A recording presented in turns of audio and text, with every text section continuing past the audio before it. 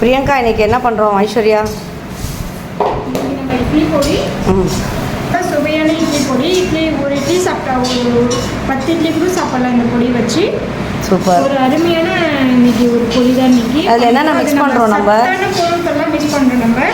இதில் வந்து உளுந்து வந்து பெண்களுக்கு ரொம்ப அவசியமானது. உளுந்தும் காராமணின்றது ரொம்ப ரொம்ப ரொம்ப அவசியமான ஒரு பொருள். அதனால அதை வச்சு தான் ரொம்ப பெண்களுக்கு ரொம்ப எல்லாருக்குமே உடலுக்கு ஸ்ட்ரென்த்து கொடுக்கக்கூடிய பொருட்களை வச்சு தான் பண்ணுறோம். கருப்பு உளுந்து போடுறோம் நம்ம எல்லாத்துலேயும். கருப்பு உளுந்து காஞ்ச